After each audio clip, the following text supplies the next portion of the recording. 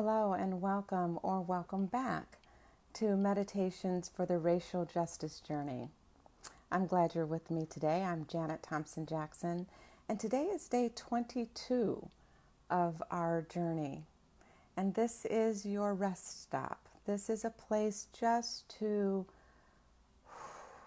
exhale, just to breathe, just to be and not have to do.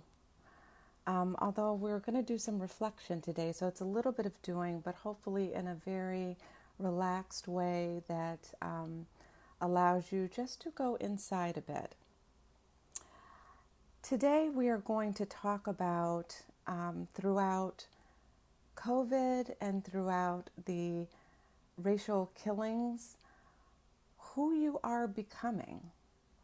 Who are you becoming? We've had a lot of time to think, sheltered at home. We've had a lot of time to reflect. We've been forced to do some things differently. If we look back at when the most recent killings started, and these are just a few, and please understand that everything that makes the news, everything that you see on your phone or on the news feed, that pales in comparison to the killings that happen across this country simply because of the color of someone's skin, because they are treated differently because of the color of their skin. And many times that different treatment ends in death. So what we see is just a bit of that. But of the names that have become familiar to us, Amaud Arbery, who died on February 23rd. Breona Taylor died on March 13th. And George Floyd, just to name three, May 25th. Those are three of the deaths that we are familiar with those names. But we need to honor all of those names who are not spoken on a daily basis. And then in mid-March, we were starting to shelter at home because of COVID.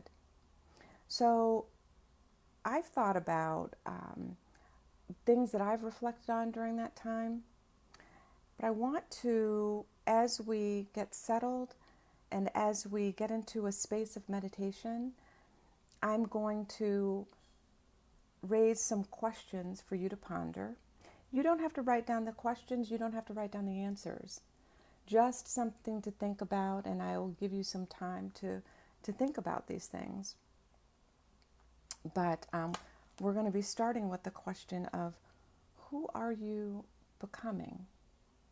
Right? Because we're all going somewhere. We're all growing in some way. So let's start to get settled in our space.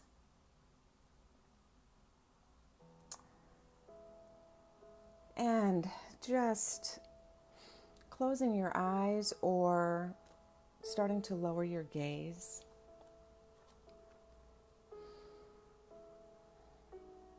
For now, just allowing yourself to be in this space, giving yourself permission to just be here, to set aside whatever happened earlier in the day, to not be concerned about what is to come in the day, just to allow your attention to be here at this time.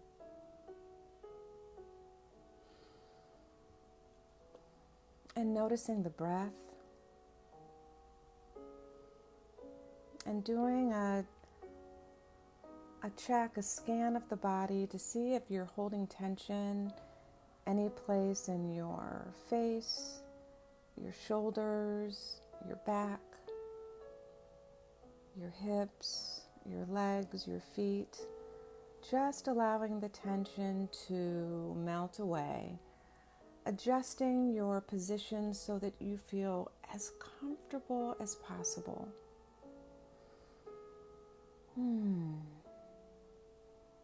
Let's just take one deep breath in from the belly all the way up into the lungs and out through the mouth. just releasing some tension that we may be feeling. And with your eyes closed or lowered, your gaze lowered, I'm going to raise just a few questions for you to ponder during this time. And I would invite you to answer these questions for yourself without judgment, without self-critique, without trying to put a value on the answer, without being happy about your answer or distressed about your answer, unhappy. Resist cursing yourself and resist giving yourself a pat on the back. And the first question is what I raised earlier. From the time that we started sheltering it at home, from the time that you became aware of the most recent killings and this movement toward racial justice, this most recent movement toward racial justice in our country, what or who are you becoming? What has your development been? Who are you becoming?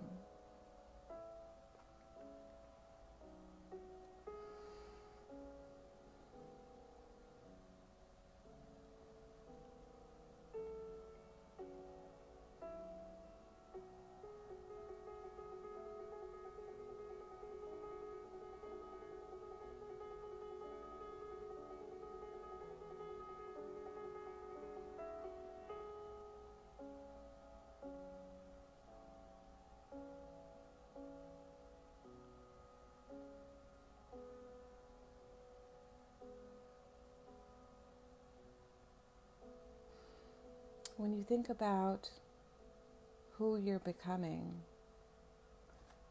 what are you shedding? Is there something that you're realizing about yourself that you've needed to shed in this development, in who you are becoming? Have you shed anything, even if you weren't even aware of it at the time? What are you shedding?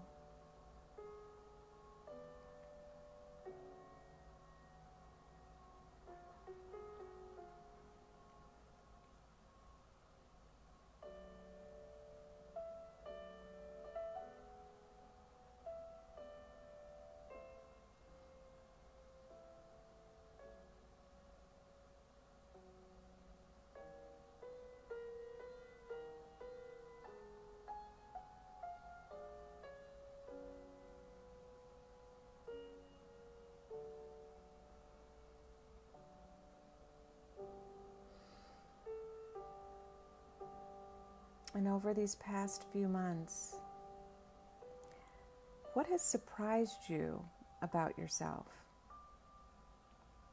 As you are discovering maybe yourself in a new way, in a different way, or as you think about it now, is there anything that has surprised you about yourself or about who you are becoming?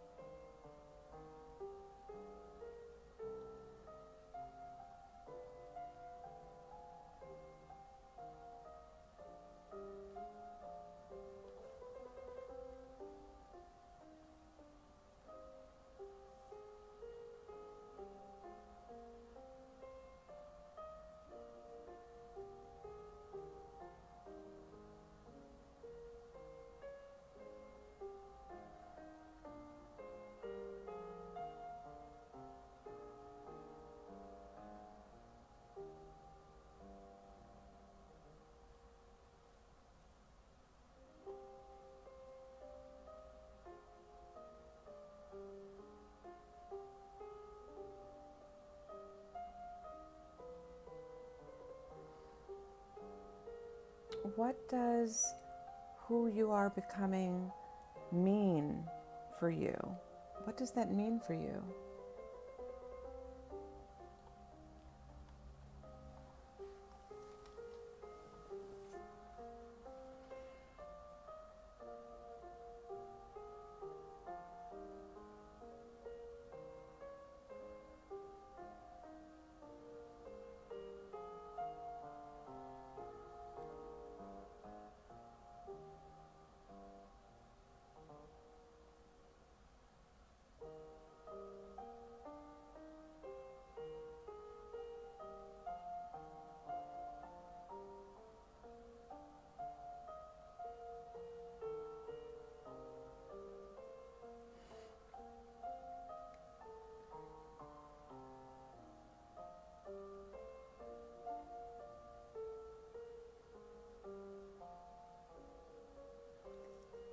What does who you're becoming mean for other people?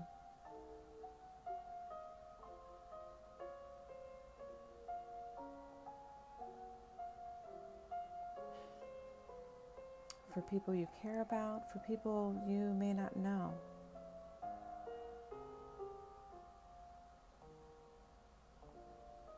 What does who you're becoming mean for your community?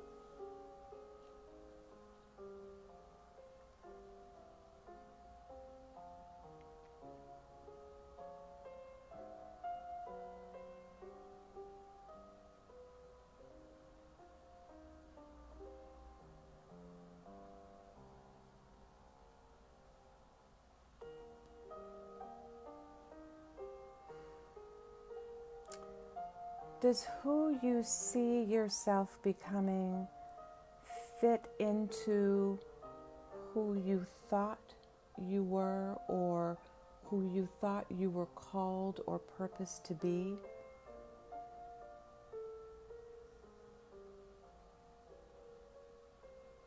Does who you see yourself becoming fit into who you thought you were, or who you thought you were called to be or purposed to be?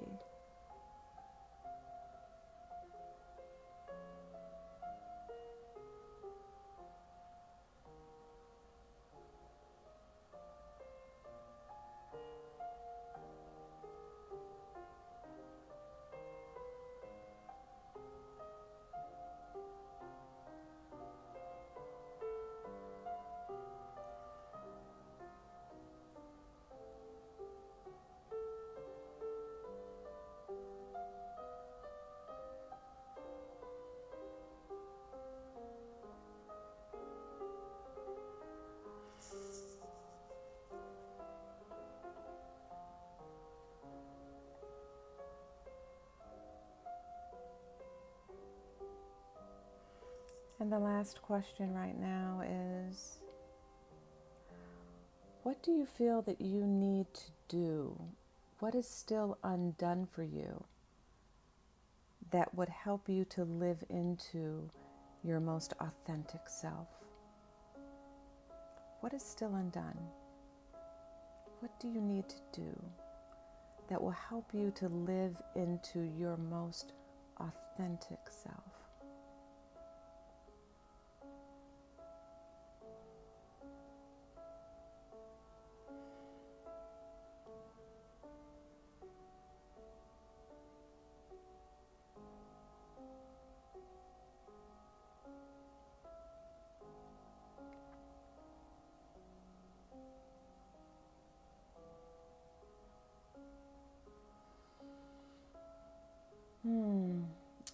I don't expect you to necessarily answer all those questions just in these short few minutes.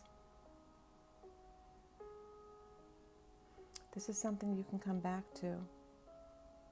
This is something that may take you a lifetime to answer, because we are always becoming. We are always becoming. And now let's just take a deep breath in through the nostrils and out through the mouth, just to release, maybe to release physically some of what you have released mentally and emotionally in these last few minutes. And start to move around and bring your attention back to the space. Thank you for spending this time with me, thinking about these questions and maybe allowing the answers to surface and to continue to surface as we continue to unfold ourselves as humans, as people, as flawed people. And as you think about your answers, don't be hard on yourself. Just take that information and continue to grow and become and live authentically. I hope you'll join me again.